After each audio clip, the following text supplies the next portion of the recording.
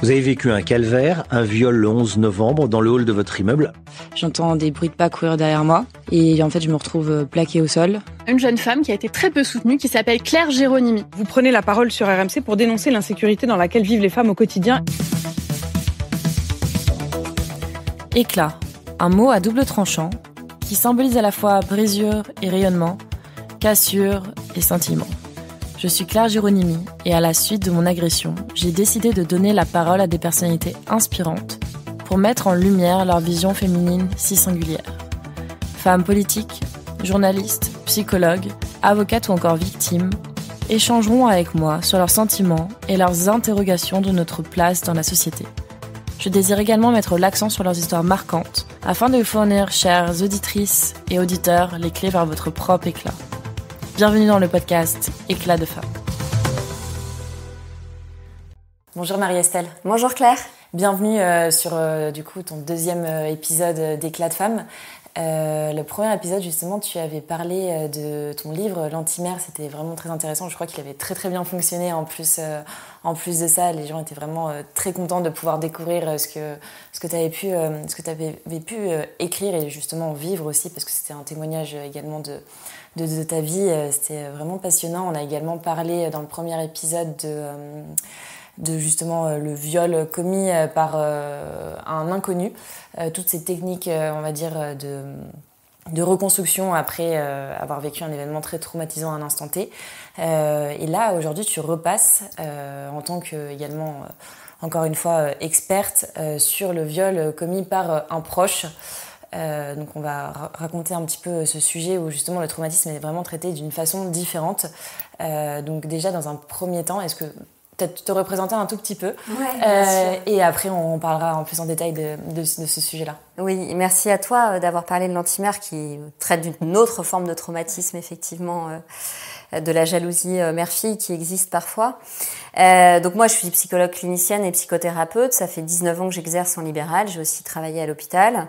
Et puis j'ai une activité d'écriture, j'ai publié 5 livres et je dirige une collection chez Albin Michel. Et bien évidemment, dans ma pratique en libéral, j'accompagne beaucoup de personnes qui ont été victimes ou qui sont victimes et qui cherchent à sortir de l'emprise, notamment de violences sexuelles. Et c'est vrai que comme un sujet qui arrive sous les projecteurs de l'actualité est souvent traité de manière très rapide dans les médias, on peut avoir tendance à un peu mélanger les choses et puis les violences sexuelles vont devenir un peu un mot valise comme le mot cancer ou le mot dépression, alors qu'il y a des situations qui sont très singulières et qu'on peut pas du tout les aborder de la même manière en psychothérapie. Donc je trouve que c'est important de revenir sur la différence. Ce ne sont pas des questions de comparaison ou de hiérarchie, il n'y a jamais un patient qui souffre plus qu'un autre, on raisonne pas comme ça, mais on va pas tirer le fil de la même manière avec une personne qui, comme toi, avait subi une agression par un inconnu, sans antécédent, par surprise, et une personne avec qui tu n'avais pas de lien et donc pas de lien d'attachement. Bien sûr. Parce que là, on va devoir vraiment prendre en charge en premier lieu ton état de stress post-traumatique, ton état de sidération, avec tout ce que ça peut engendrer de très handicapant dans la vie quotidienne pendant de longs mois. Et on avait parlé d'ailleurs dans le premier épisode de l'aide que pouvaient apporter les séances de MDR. Exactement. Pour enlever un peu la charge émotionnelle des images et des reviviscences traumatiques. Et puis le cas où tu es violée, alors là je sors le cas encore autre et spécifique sur lequel on reviendra peut-être de l'inceste, mais le viol par un proche, c'est-à-dire le viol par quelqu'un que tu connais et avec qui tu as tissé une relation de relative ou grande confiance, un ancien collègue, un copain qui reste tard après une soirée et qui va t'agresser chez toi, un ami de la famille, etc., etc. Et là, les enjeux pour la personne sont pas les mêmes en psychothérapie. Il y a évidemment un effet de choc et de sidération, mais le plus difficile en fait à travailler va être la question de la trahison. Et ça prend du temps parce que ça va pas forcément générer des conséquences post-traumatiques de peur de sortir chez soi, etc., mais ça va vraiment venir abîmer la capacité à faire à nouveau confiance, Et ce qui va être le plus long en thérapie, peut-être que pour toi le plus long ça a été de pouvoir sortir en refaisant confiance à l'environnement, sans sursauter quand tu voyais une silhouette qui avait à peu près la même carrure que ton agresseur. Pour la personne qui est agressée par exemple par un copain, un ex-petit ami, par un mari, parce qu'il y a des femmes qui sont violées par leur mari, c'est vraiment la question des repères et de la confiance en fait qui va poser problème. Et on va devoir, à un moment donné dans la thérapie, travailler comme avec une personne endeuillée. Parce que quand le parrain de ta fille, un copain de ton frère, un ancien collègue, un ex-petit ami, c'est arrivé à une de mes patientes, des années après, elle avait une histoire au lycée, et en fait, elle a recroisé cet homme qui l'a violée à 30 ans. Et c'est remonté d'un coup. Et là, ils étaient copains au lycée, en fait, et il l'a violée à 30 ans après une soirée.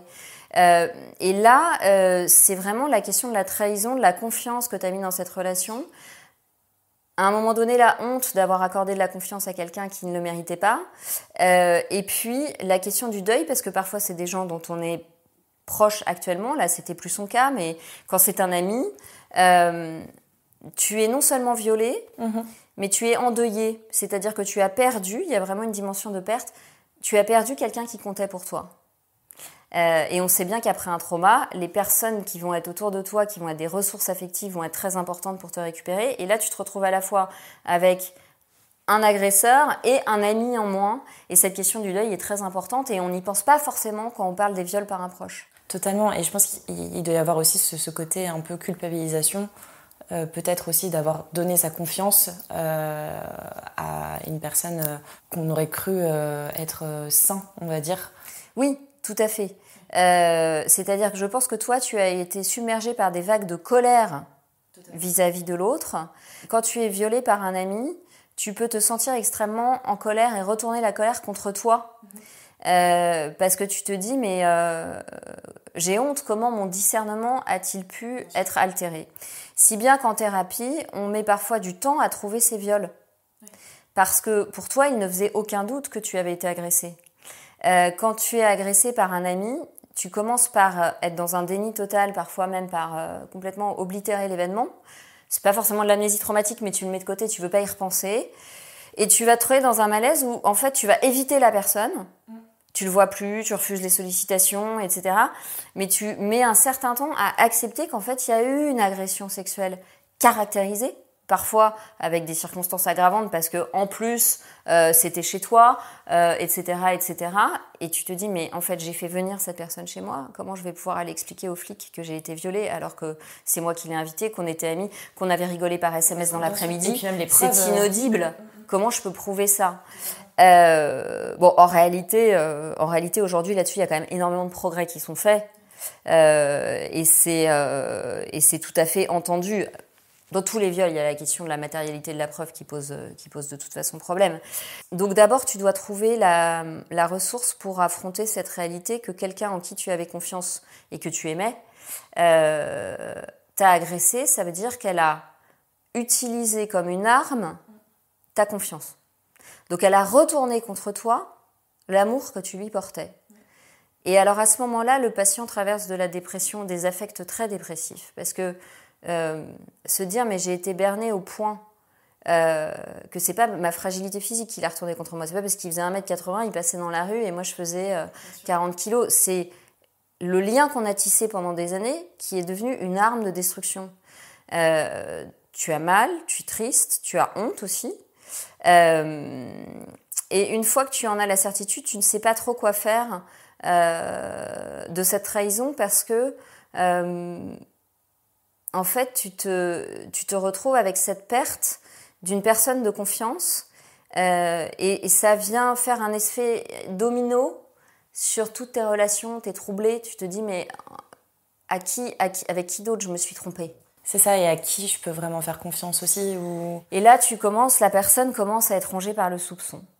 Et donc, on va travailler assez longtemps en thérapie le doute qu'elle aura sur ses attitudes, ses contre-attitudes, qu'est-ce que j'ai pu laisser penser, pourquoi le non n'a pas été entendu, pourquoi la personne a interprété comme un oui un non qui était très clair, et est-ce est-ce qu'un malentendu serait possible avec d'autres personnes? Mais est-ce qu'il y avait vraiment malentendu ou est-ce que cette personne est perverse? Donc tu commences à avoir un soupçon, évidemment, sur tous tes proches. Et là, il peut y avoir une tendance à se replier sur soi, qui va pas être j'évite de sortir parce que j'ai peur d'être agressée dehors, qui va être je n'accepte plus les invitations parce que je suis en deuil et que je n'ai plus ma boussole interne pour me diriger dans les relations.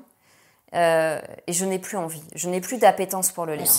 Une victime s'isole, je suppose, en plus de ça. Je n'ai plus d'appétence pour le lien. En fait, je suis dégoûtée parce que c'est ce que j'avais de plus intime.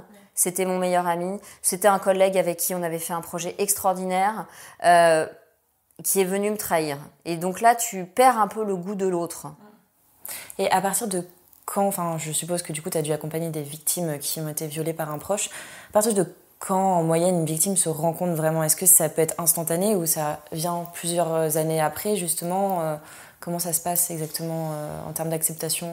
En fait, ça dépend beaucoup du profil de la victime. Quelqu'un qui a une bonne estime d'elle-même et qui est assez au clair avec elle-même, elle va identifier quand même assez rapidement qu'il y a eu une agression et qu'elle avait bien dit non et qu'on l'a bien forcée et que c'était pas un jeu de séduction, il y avait bien une brutalité avérée et il n'y a pas eu de consentement. Et quelqu'un qui va relativement bien avant l'agression va l'identifier assez vite. Quelqu'un qui va pas très bien, qui a pas une bonne estime de soi, qui a pas vraiment confiance en soi, va être mis complètement sous emprise de l'agresseur. Va même penser que c'est peut-être elle la fautive d'avoir organisé cette soirée, c'est peut-être elle qui aurait pas dû traîner après le pot de départ d'un collègue, voilà. Peut-être qu'elle avait un but de 3 verres et du coup et là, la place du thérapeute est très importante parce que nous, en tant que thérapeute, on est un peu le témoin qui vient authentifier et qui vient attester de la réalité de ce que la personne a vécu. Et pouvoir lui dire mais attendez, il y a une différence entre flirter et un non qui n'est pas entendu en fait.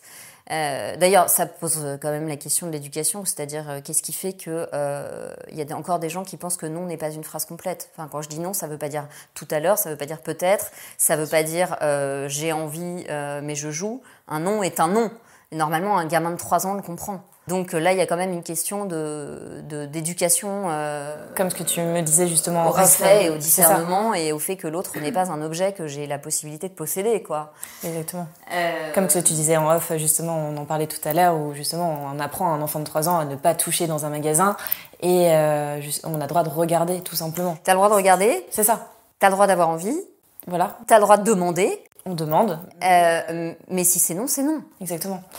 Et du coup, justement, quand ces victimes viennent te voir, etc., à quel moment elles se disent, est-ce qu'elles ont déjà porté plainte ou alors est-ce que c'est en travaillant justement dessus ou elles se disent, ok, là, il faut que j'aille porter plainte et est-ce que tu arrives à les aiguiller là-dessus également? Alors, on est bien d'accord qu'on parle du viol par un proche au sens environnement social, professionnel, ami. Le proche, ça peut être aussi un supérieur hiérarchique et donc il y a une crainte des conséquences et des représailles, etc. Donc, pas de l'inceste. Parce que pour moi, évidemment, l'inceste est un viol par un proche, mais c'est aussi beaucoup plus que ça et beaucoup plus compliqué que ça. Et là, c'est tout un système familial qui est pourri et qui est infesté. Incesté et infesté, c'est des mots très proches. Donc, on parle pas aujourd'hui ou pas pour le moment, de l'inceste. Dans le viol par un proche par rapport au viol par un inconnu, en général, la démarche d'aller porter plainte est infiniment plus longue. C'est-à-dire que je pense quand même qu'aujourd'hui, les femmes savent, on voit bien l'augmentation des plaintes qui sont déposées. Alors malheureusement, beaucoup sont classées sans suite, mais les femmes savent que quand il y a une agression par un inconnu, il faut aller porter plainte et qu'elles peuvent le faire et qu'il y a des recours et on commence à avoir quand même des formations dans les commissariats. Totalement. On commence à savoir qu'il faut fermer la porte pour ce genre de déposition, mais des choses qui n'étaient pas le cas il y a 20 ans. Donc là-dessus, on a quand même avancé. Quand c'est un proche, on met beaucoup plus de temps parce que le chagrin d'avoir perdu une relation de confiance, tu sais, ça touche l'ego d'être trahi aussi. S'avouer qu'on a été trahi, c'est aussi difficile que s'avouer qu'on a été violé physiquement. Ça prend du temps, donc on minimise, on banalise, et puis on redoute énormément les conséquences parce que on va faire éclater le cercle amical, ça va rejaillir sur notre réputation au travail, c'est-à-dire que t'as une proximité avec l'agresseur qui fait que quelque part le fait de l'attaquer en justice fait surgir des conflits de loyauté, fait surgir une crainte. Parfois t'as d'autres proches qui vont te mettre la pression, qui vont te dire mais tu vas abîmer ton image. Ça sert à rien, laisse couler, etc. Tu vas planter ta carrière, tous tes amis vont te tourner le dos. Donc c'est beaucoup plus long comme démarche. C'est beaucoup plus long et en général, il faut quand même plusieurs semaines ou mois de psychothérapie pour arriver à faire la démarche. Parce que à partir du moment où tu vas porter plainte, tu acceptes que tu es en guerre. Bien sûr. Quand c'était quelqu'un que tu aimais profondément, déjà se dire mais je l'aimais profondément et j'ai été violée, c'est extrêmement douloureux parce que rétroactivement tu as honte de l'avoir aimé. Mais surtout tu te dis à partir du moment où je franchis la porte du commissariat, c'est no way back. Bien sûr. C'est-à-dire que la guerre est déclarée ouvertement. Alors en fait c'est lui qui a déclaré la guerre, c'est pas toi. Sauf que tu te dis il y aura plus de réparation possible et au plan psychique et émotionnel, l'être humain, la victime, est parfois plus apaisé par la réparation que par la vengeance. Alors, tu vas me dire, c'est pas une vengeance de porter plainte, mais parfois on aimerait que le lien puisse être réparé. Alors, dans certains cas, c'est possible, mais il faut déjà que l'agresseur reconnaisse ce qu'il a fait. Et souvent, c'est pas le cas, je suppose, surtout dans les viols commis par un proche. Enfin, ça doit être... Tout dépend. Si c'est par exemple le viol conjugal, je pense que c'est encore plus compliqué que si c'est un viol, par exemple. Le problème, c'est que si tu veux, quand il finit par y avoir un aveu, parce que très souvent, l'agresseur en fait avoue par peur que sa vie soit détruite par une plainte. Ouais. Donc il reconnaît, il dit ok, oui, j'ai abusé, j'ai déconné, mais j'étais bourré, etc., etc. Mais ce sont pas des aveux sincères, ce sont des aveux pervers pour éviter que ça se règle en justice. Donc il y a une sorte de négociation pour que ça se règle à l'amiable en fait. Après il y a des belles, il faut quand même porter un peu d'espoir. Moi j'ai vu des belles issues. J'ai vu des personnes faire véritablement amende honorable, aller travailler sur elles, aller en thérapie, demander pardon, trouver une manière de réparer symboliquement ce qui s'était passé, mais ça reste des cas exceptionnels. Et dans ces cas-là, oui, il faut quand il n'y a pas de réparation possible, évidemment qu'il faut porter plainte. Déjà parce qu'il faut que cette personne comprenne par l'épreuve de réalité qu'on ne peut pas faire ça. Oui. Donc quand tu portes plainte, tu rends service à des potentielles victimes, c'est ce que je dis toujours aux gens. Portez plainte pour les autres si vous le faites pas pour vous. Voilà. Mais la réparation est quand même très rare. Mais chez l'être humain, la réparation est la plus belle issue, mais c'est vrai qu'elle est assez minoritaire. Justement, tu parles que quand un viol est commis par un proche, ça fait place à de la trahison, et par un inconnu, c'est plus place à de l'humiliation. Est-ce que tu peux nous expliquer un petit peu ces deux grosses différences ? Quand tu te fais agresser sauvagement, comme ça a malheureusement été ton cas, après la sidération, les premières émotions que tu vas aller travailler en thérapie, c'est des émotions de dégoût, d'être souillé, d'avoir été profondément humilié. Mais pour qu'il y ait trahison, il faut qu'il y ait fidélité, c'est-à-dire confiance et lien, ce qu'il n'y avait pas avec ton agresseur. Donc finalement, tu as été prise par surprise, mais tu n'as pas été trahie, tu as été humiliée. Et donc on va devoir aller vraiment retravailler, retisser ton estime de toi, ton image du corps, la possibilité de te montrer à nouveau vulnérable avec un homme. Pour certaines femmes, évidemment, c'est le désir sexuel qui est complètement gelé parce que les images de viol sont encore trop présentes. Mais il y a aussi des viols qui vont pas tant impacter le désir sexuel que l'image qu'on a de son corps en laissant des traces de honte dans l'humiliation. C'est-à-dire qu'avant que ce soit la relation à l'homme qui pose problème, ça va déjà être la relation avec son propre corps et ça peut déclencher des périodes de troubles alimentaires très importants, par exemple, avec des patientes qui vont se faire vomir pendant des semaines et des semaines parce que le fait de se remplir et de vomir est une manière métaphorique de reprendre le contrôle sur le sentiment de mettre dehors ce qu'on ne veut pas à l'intérieur. Donc souvent ça déclenche ce type de réaction. Quand tu es agressé par un proche, on va donc devoir travailler la trahison et la possibilité de ne pas devenir contrôlant et de refaire confiance à nouveau à quelqu'un et de se faire confiance pour discerner en qui je peux avoir confiance et en qui je ne peux pas avoir confiance. Donc c'est pas tout à fait les mêmes axes thérapeutiques, tu vois, qu'on va travailler. Et alors en plus, si la personne qui a été trahie avait déjà une blessure de trahison dans son enfance par un de ses parents, là tu vas réactiver des choses assez lourdes dans l'histoire et ça fait effet boule de neige et je suppose que ça... Et c'est souvent des personnes qui vont dire non, mais de toute façon, moi, je ne fais plus confiance à personne. C'est-à-dire qu'elles vont se mettre dans une espèce de posture très défensive. J'ai besoin de personne, très contrôlante. Tout va bien, je gère. Parce que c'est trop dangereux, en fait, de faire à nouveau confiance. Alors que quand à la blessure d'humiliation, beaucoup de victimes vont chercher l'appui de leurs proches, au contraire, et vont avoir besoin d'être entourées de personnes très secourables. Ouais. Elles vont avoir besoin de pouvoir s'effondrer avec des bras qui les enveloppent. La personne qui a été trahie, elle veut surtout pas être enveloppée. C'est vraiment foutez-moi la paix, je me débrouille toute seule. Et donc nous, en thérapie, on doit vraiment l'alliance thérapeutique va les aider déjà à faire l'expérience d'un lien de confiance où elles sont pas trahies. Et ça, déjà, ça va être une expérience émotionnelle correctrice. Bien sûr. Parce qu'elles vont pouvoir se réappuyer là-dessus pour à nouveau accorder leur confiance à quelqu'un. Et je le vois justement, j'ai accompagné une victime comme ça qui, elle, a subi un viol fait par un proche où en fait elle était à une soirée avec des collègues, elle travaillait en banque et du coup c'est un milieu qui est quand même très élitiste. Et en fait elle s'est fait droguer par son supérieur. Son supérieur l'a ramenée dans une chambre et elle s'est réveillée le matin dans son lit, etc. Et elle s'est posé la question de elle-même, au final, est-ce qu'elle n'avait pas cherché, alors qu'en plus de ça, elle était fiancée avec son petit copain et que tout se passait très très bien. Et toute cette question-là, au final, de se dire, ah bah tiens, est-ce que je porte plainte, est-ce que je porte pas plainte, parce que si je porte plainte, je vais perdre mon travail aussi.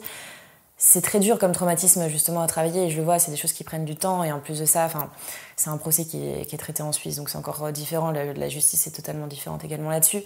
Mais on le voit, même dans le traumatisme, quand je suis avec ces victimes-là, je le vois que les demandes sont totalement différentes et que la reconstruction est pas du tout pareil que justement, comme tu dis, un viol fait par un inconnu, etc. Oui, et en plus tu soulignes quelque chose d'important, c'est que quand tu te fais violer alors que tu es en couple, t'as cette double peine d'avoir l'impression d'avoir trompé et de pas savoir comment le dire à ton conjoint. Et c'était exactement ça justement. Et d'avoir peur d'être quitté parce que le conjoint va pas pouvoir le gérer, va avoir peur. Il y a des hommes qui ont peur, qui se disent mais ma femme, ma petite amie a été violée, je ne suis pas à la hauteur, je ne sais pas comment gérer ce truc-là. Et donc tu te dis si je parle en fait, je vais perdre la personne à laquelle je tiens le plus. Donc il y a une double injustice. Non seulement j'ai été agressée, mais j'ai le sentiment que c'est moi la coupable. C'est ça, et puis je pense que même après, pour reconstruire tout ce qu'une personne a détruit comme ça avec son couple, ils ont vécu le traumatisme ensemble aussi, donc c'est ça qui est encore plus compliqué d'un point de vue sexuel, et puis même après Mais là c'est très important d'aller en thérapie, parce qu'il y a beaucoup de conjoints qui vont prendre la fuite parce qu'ils sont dépassés, et pas du tout parce qu'ils n'aiment plus leur petite amie. Et il faut se dire que le trauma, c'est un peu comme une grenade, ça a en fait touché plusieurs personnes et il y a des victimes, il y a une victime principale et des victimes secondaires, y compris des enfants. Quand tu es violée alors que tu as des enfants, en fait tes enfants sont par effet boule de neige victimes du fait que leur mère a été agressée.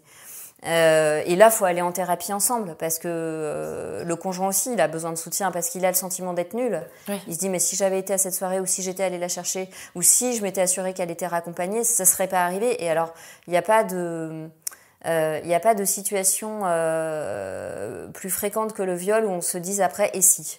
Oui. C'est vraiment la situation où on se refait l'histoire 40 fois et si. Et si j'avais pris tel taxi et pas tel taxi, et si j'y étais allée accompagnée, et si... alors que par définition, même si tu vis en étant totalement paranoïaque, tu peux te faire agresser par la personne qui est supposée te protéger, donc... Oui, totalement, mais je le vois, des fois, il y a beaucoup aussi de victimes collatérales qui viennent justement dans l'association Éclat de Femmes, et qui viennent plus pour nous parler à nous, plus que la victime elle-même aussi, parce qu'en fait... Je pense que les victimes collatérales ne sont pas assez aussi mises en avant. En fait, on n'a pas assez de prévention, je pense aussi, pour qu'une victime collatérale se fasse soigner et aille en thérapie, comme tu dis, avec la victime qui a subi ça. Et se fasse aider. Et c'est très important parce que tu vois, beaucoup de femmes violées souffrent du fait que le jour où elles parlent à leur famille, à leurs frères, etc., il y a une indifférence absolue. Ouais. C'est un peu compliqué quand tu as été agressée sexuellement que tes frères ne réagissent pas, par exemple. Tu attends quand même qu'il se positionne en homme protecteur et que ça vienne corriger l'image que tu as désastreuse du masculin pervers. Totalement. Et beaucoup d'hommes qui ne seront jamais des agresseurs et des prédateurs sont tellement gênés qu'ils vont pas réagir. Et ça, c'est une deuxième agression, non pas parce que quelque chose est infligé, mais parce que quelque chose n'a pas lieu. Et c'est assez traumatisant de voir que quand tu dis que tu es violée, il n'y a pas de réaction dans l'entourage proche.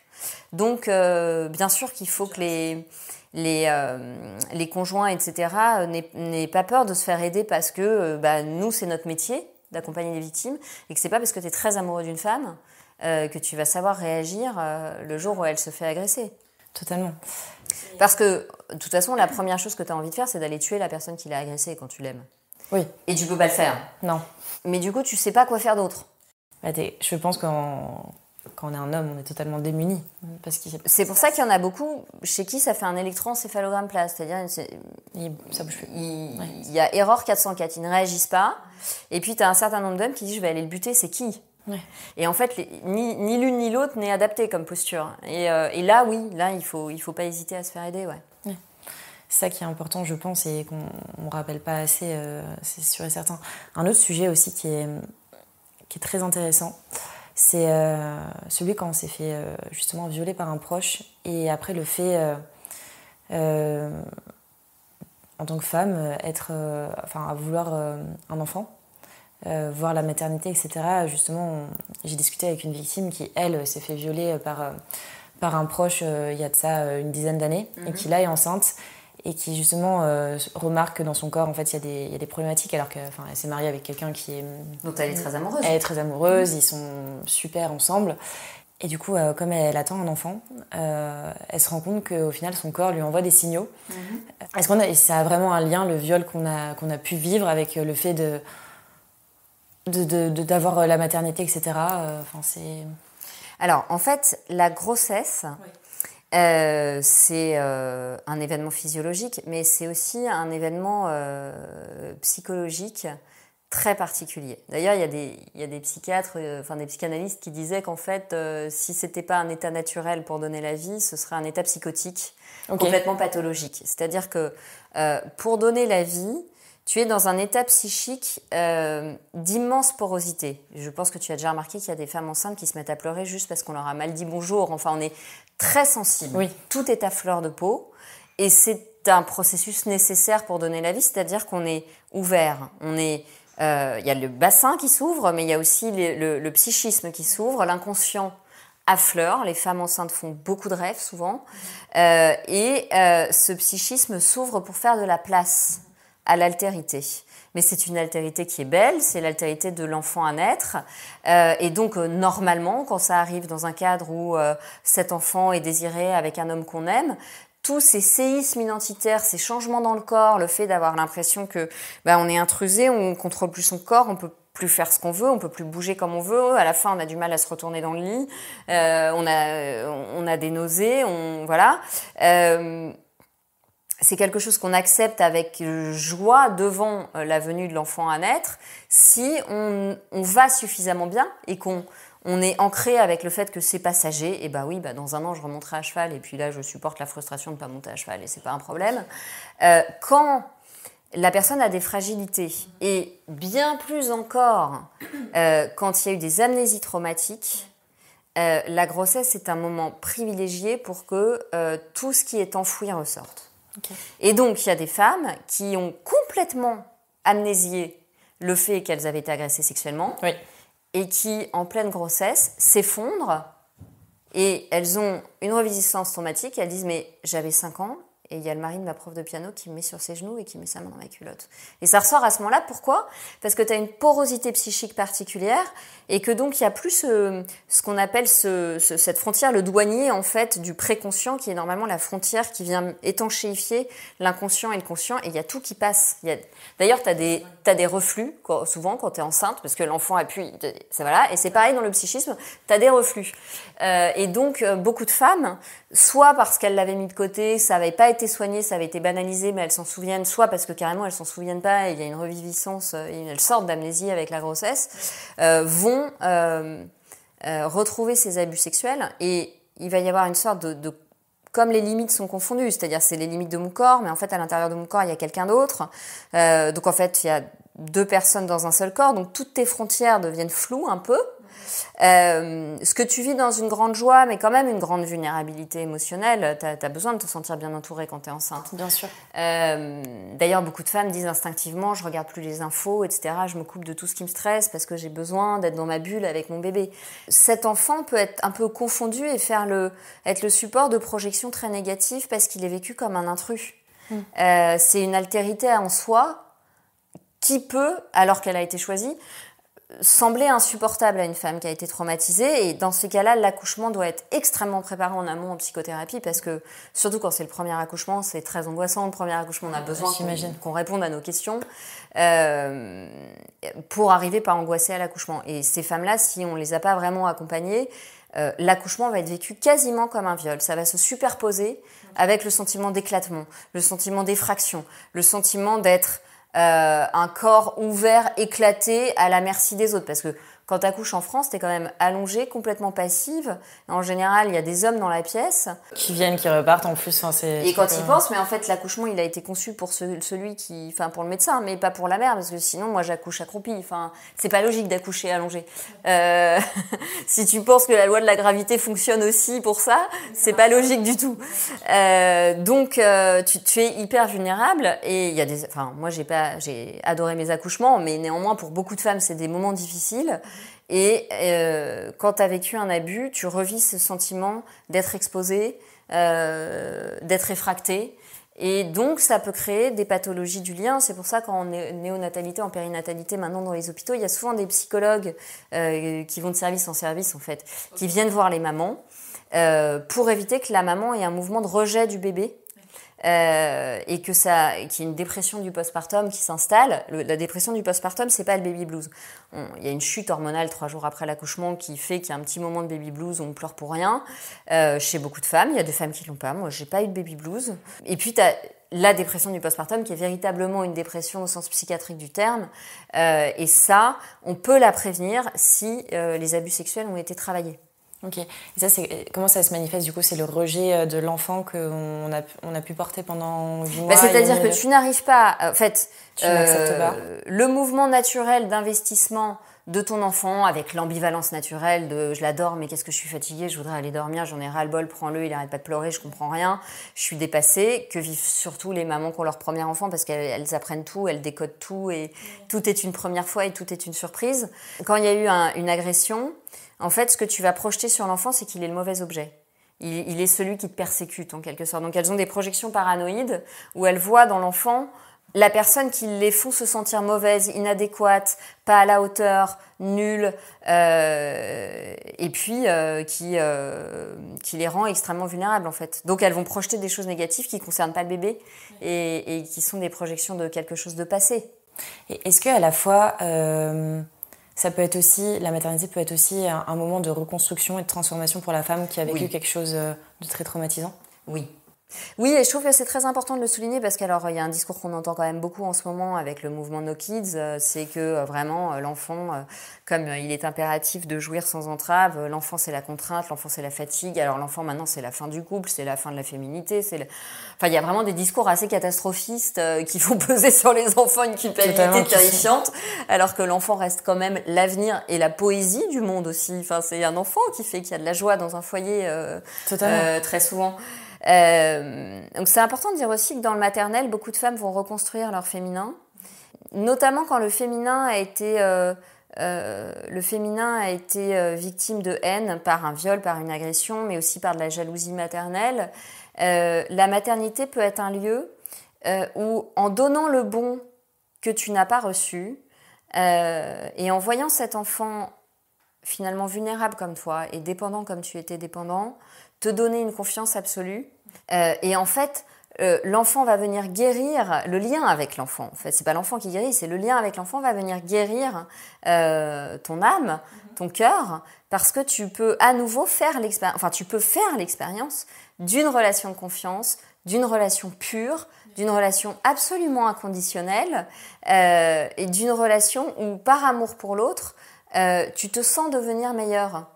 Dans les deux sens, c'est-à-dire que l'enfant essaie de faire bien parce qu'il aime ses parents, et toi, en tant que maman, tu as envie de faire de mieux en mieux par amour pour cet enfant. Et donc cette boucle d'amour est évidemment très réparatrice. Et certaines femmes le disent, qui se sont beaucoup masculinisées quand elles étaient jeunes pour se protéger des agressions, ou de la jalousie, ou de la haine, ou de frères qui étaient brutaux. Donc elles se disaient finalement, si je veux être à l'abri, il faut que j'étouffe mon féminin et que je sois un homme comme les autres. C'est ça. Dans la maternité, elles vont pouvoir se je les vois arriver enceintes, avec des talons, avec des boucles d'oreilles, en s'autorisant du féminin, comme si le fait d'être maman leur donnait une puissance de lionne qui font qu'elles n'ont plus peur pour la femme qu'elles sont. Parce que finalement, la mère va leur donner l'assurance, maintenant je protège mes enfants, il n'y a plus de choix, et du coup je me protège moi aussi.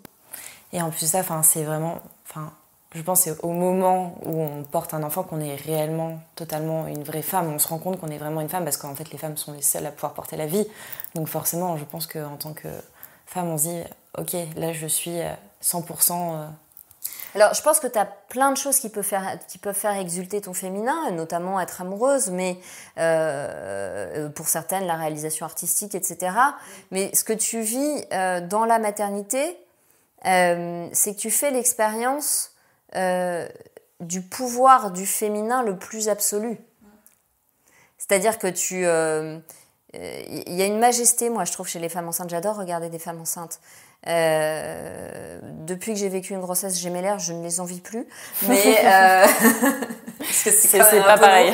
Mais il y a une majesté chez les femmes enceintes où voilà, si tu le vis que sur le plan matériel physiologique, une grossesse c'est chiant, hein, je veux dire, t'as envie de vomir, t'as mal partout. Mais si tu le vis sur le plan émotionnel, affectif et spirituel, tu fais l'expérience du pouvoir le plus immense du féminin. C'est-à-dire l'amour avec un homme et prolongement de la vie. Qu'est-ce qu'il y a de plus grand que d'être celle à qui incombe la responsabilité d'assurer la survie de l'espèce? Parce que oui, les hommes participent, hein, mais il n'empêche que la nidification et la sécurité émotionnelle que le bébé vit dans les bras de sa mère quand il la retrouve après l'accouchement, en sentant les battements cardiaques, en sentant la chaleur, en entendant la voix de sa mère, en sentant son odeur, c'est irremplaçable. C'est pour ça que tout ce qu'on raconte sur la GPA, c'est des conneries idéologiques, parce que le bébé qui vient de naître, il peut pas se sécuriser, il peut pas apaiser son système nerveux s'il n'est pas près de la mère qu'il a portée pendant 9 mois. Donc envisager qu'on peut l'arracher sans conséquence, c'est une fake news scientifique monstrueuse. Totalement. Moi, j'ai une question un peu plus société pour toi, justement. Pourquoi ces féministes de gauche s'emparent du sujet principal sur lequel on était en train de parler, du viol commis par un proche, parce que elles veulent pas du tout parler d'autres sujets comme les viols commis par un inconnu, comme ce que j'ai pu vivre. Mais pourquoi renier ça et pourquoi s'emparer de ce genre de sujet et limite couper après tout ce côté on n'est plus des femmes en fait non plus. En fait, parce que c'est toujours pareil, si tu veux, quand un sujet, une thématique psychologique apparaît dans l'actualité et dans les médias, j'avais un professeur qui disait, moi je préfère qu'on parle pas trop de l'inceste parce que dès qu'on en parle, on l'escamote. En fait, si tu veux, quand tu commences à parler de l'intériorité et du psychisme, les gens dont ça n'est pas le métier vont pas avoir forcément suffisamment travaillé sur leur propre filtre personnel, leur propre biais psychologique, et pas forcément avec mauvaise foi, hein, parfois avec une véritable bonne foi, parfois avec une récupération, une malhonnêteté intellectuelle affichée, vont traiter ce sujet à la lumière de ce à quoi eux ils sont sensibles. Globalement, la droite va plus parler des viols en lien avec l'immigration qui sont une réalité incontestable, et globalement la gauche va plus parler de l'inceste et des viols intrafamiliaux, parce que pour la gauche, la famille, c'est quand même un peu suspicieux. Ouais. Et donc chacun va attaquer selon son cheval de bataille. Le problème, c'est que la vérité, elle est dans la totalité. Bien sûr. Il est indéniable qu'aujourd'hui, une femme qui habite à Paris ne peut pas faire les mêmes choses qu'il y a 15 ans, et il est indéniable qu'il y a eu 86% d'augmentation des agressions dans les transports en commun en 10 ans. Et il est indéniable qu'une victime d'inceste est atomisée à vie et que l'inceste est malheureusement, c'est pas du tout réservé à des familles intégristes ou au Moyen-Âge, et malheureusement encore monnaie courante en 2025. Et les deux sont vrais. Et le problème, c'est quand tu mets de l'idéologie, tu fais énormément de dégâts. Parce qu'à partir du moment où tu prends le prisme de c'est la famille qui fait des violences sexuelles, ça justifie que l'État prenne la place des parents dans l'éducation sexuelle et que donc certains idéologues disent des choses qui traumatisent les enfants en classe parce qu'ils font mal les cours d'éducation. De toute façon, pour moi, on devrait faire des cours d'instruction à l'école. Enfin, c'est de l'instruction, c'est pas de l'éducation, encore une fois. Et puis, il y a certaines féministes qui font un travail remarquable, mais il y a aussi certaines féministes qui sont les idiotes utiles d'une idéologie progressiste qui s'attaque aux liens de confiance entre l'homme et la femme en faisant systématiquement passer l'homme pour un salaud. Et si ça peut être l'homme de la famille, c'est quand même bien. Et alors moi, j'ai quelqu'un qui m'a interpellée sur Instagram en me demandant pourquoi j'avais rappelé que le coupable, je crois que c'était en parlant de toi, était sous le coup d'un OQTF. Et je lui ai dit, mais parce que de la même manière, madame, qu'on dit que c'est Gérard Depardieu quand c'est Gérard Depardieu, que c'est le père quand il y a un inceste, que c'est le conjoint quand il y a un viol conjugal ou des coups sur une femme. Il faut donner une étiquette à un moment donné. Enfin, et que, en fait, à partir du moment où il y a un OQTF, ça veut dire que la personne était connue des services de justice.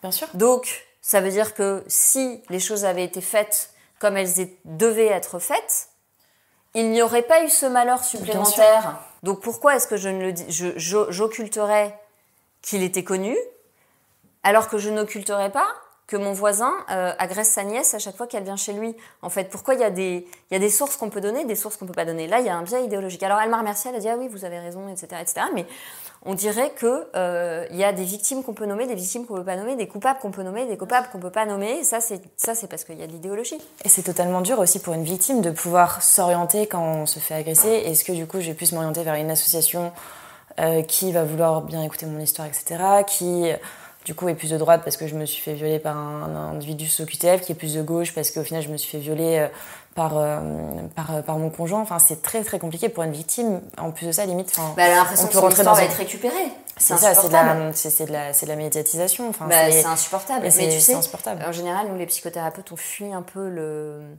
la politisation des choses parce que je trouve que pour nos victimes c'est une violence supplémentaire que des militants essayent de tirer leur épingle du jeu, quel que soit leur bord. Pour nous, il y a quand même une posture de délicatesse à avoir vis-à-vis de la souffrance de quelqu'un, et tu peux pas utiliser sa souffrance pour illustrer un discours politique quel qu'il soit. C'est ça, et moi je l'ai beaucoup vu justement quand j'ai témoigné au tout début de mon agression, parce que je criais au scandale qu'en fait on était en insécurité dans les rues. Tu te fais traiter de fille d'extrême droite. Et on me traite de fille d'extrême droite, etc. Et qu'après il y a des féministes qui réutilisent mon histoire pour dire que justement je suis raciste, fasciste, etc. Mais enfin ça n'a aucun sens. C'est complètement ridicule. Et je suis venue témoigner parce que j'étais une victime. Quand j'ai publié l'Antimère, il y a des gens qui m'ont dit que j'attaquais la famille. C'est toujours pareil, en fait. Alors que la famille, enfin, on voit bien comment je parle de mes enfants. Je veux dire, c'est justement parce que j'aime la famille que je suis capable de dire des vérités difficiles à entendre sur l'inceste ou sur les mères maltraitantes ou sur les mères jalouses. Parce que pour moi, les pères incestueux, les mères jalouses de leurs filles sont précisément des gens qui insultent la fonction parentale, qui insultent la famille. Donc j'attaque pas la famille, je désigne ceux qui insultent la famille. Et de la même manière, toi t'es pas raciste, tu es en train de désigner un problème qui est en train de devenir endémique. Bien sûr. Parce qu'à un moment donné, si des cultures sont fondamentalement différentes, on va avoir un problème et de justice et d'éducation.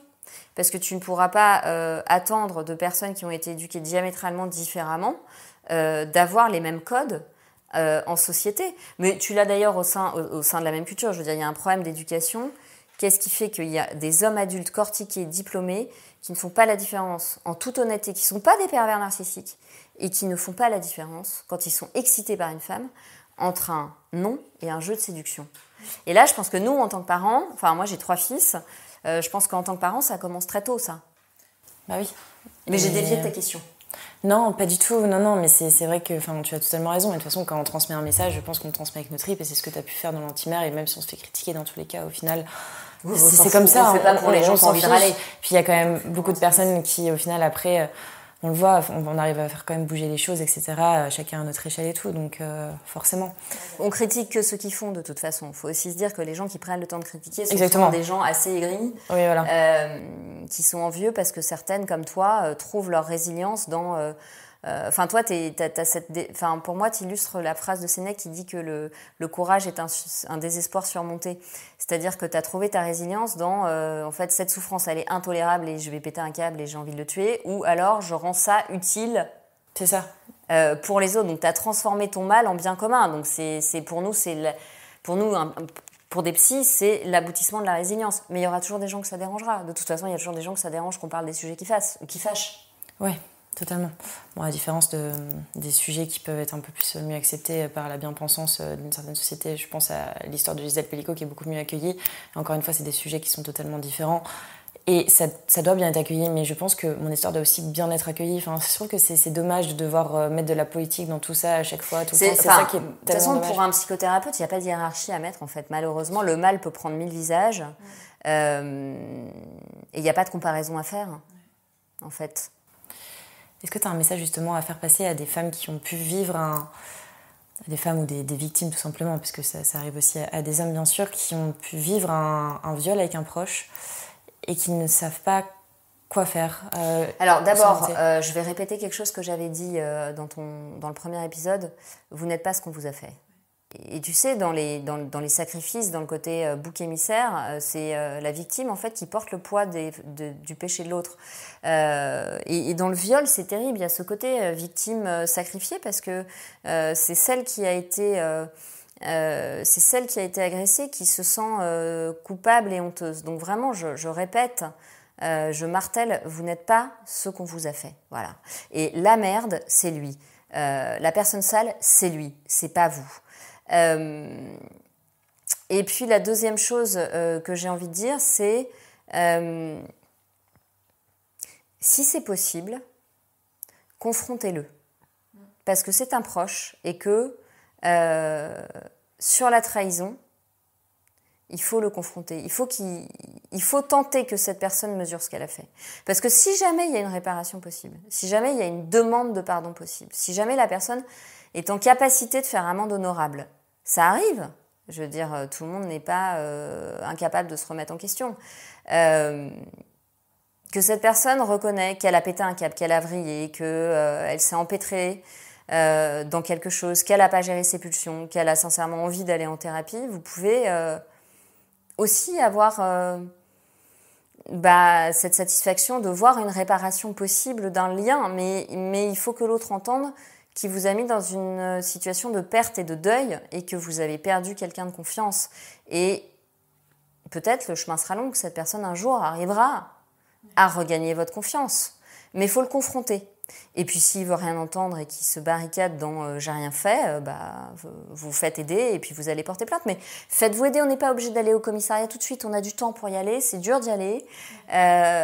Et nous, on sait préparer ça. Moi, j'ai préparé des patients qui voulaient pas porter plainte et puis qui un jour me disent j'ai envie de porter plainte mais j'ai pas le courage de le faire. Je leur dis est-ce que vous voulez qu'on travaille? C'est pas à moi de décider si vous allez porter plainte ou pas, c'est votre vie. Bien sûr que si vous le faites, vous allez rendre service à d'autres, mais si vous le faites pas, c'est quand même votre viol, donc en fait, personne n'a le droit de décider à votre place.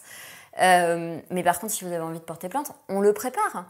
On le prépare, et puis dans certains cas extrêmes, quand on a quelqu'un de très très très vulnérable, on peut s'autoriser à élargir le cadre thérapeutique. Enfin, moi, je pense qu'il y a la déontologie qui fait que le cadre, c'est le cadre, mais il y a aussi notre éthique qui fait que dans des situations extrêmes, on a le droit de faire preuve d'humanité par-dessus la déontologie, et on peut dire à une patiente je vous accompagne jusqu'à la porte du commissariat.